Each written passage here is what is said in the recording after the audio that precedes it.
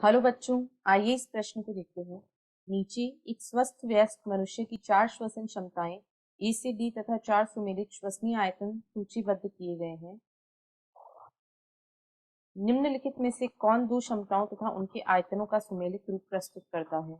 विकल्प A B 2500 ml, C 4500 ml, विकल्प B C 1200 ml, D 2500 ml, विकल्प C B 3500 ml, A 1200 ml, या विकल्प D A 4500 ml, B 3500 ml। इस प्रश्न की जो मुख्य अवधारणा है, मुख्य अवधारणा वह है श्वसन क्षमताएं।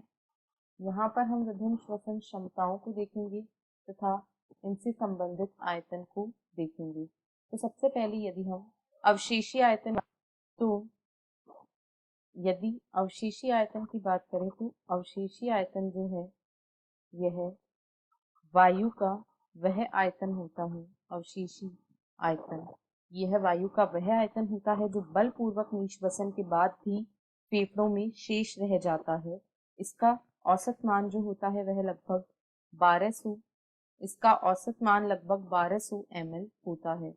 जो दूसरा श्वसन क्षमता यहाँ पर दी गई है वह सजीव क्षमता। तो सजीव क्षमता बलपूर्वक निश्वसन के बाद वायु की वह अधिकतम मात्रा होती है जो एक व्यक्ति अंतः श्वासित कर सकता है। सजीव क्षमता यह वायु की वह मात्रा होती है जिसे एक व्यक्ति बलपूर्वक निश्वसन के बाद में अंतः श्वासित कर सकता है, और इसकी जो मात्रा होती है वह लगभग 4500 से 4600 ml होती है। इसका मान लगभग 4500 से 4600 ml होता है। अब यदि निःश्वसनी सुरक्षित आयतन की बात करें, निःश्वसनी सुरक्षित आयतन, तो निःश्वसनी सुरक्षित आयतन जो होता है यह वायु का वह अतिरिक्त मात्रा या आयतन है जो कि एक व्यक्ति बलपूर्वक निःश्वासित कर सकता है, और इसका जो मान होता है वह 1000 से 1100 ml के आसपास ये 1000 से 1100 होता है। और अगला जो आयतन यहाँ पर पूछा गया है वह है निःश्वसन क्षमता। तो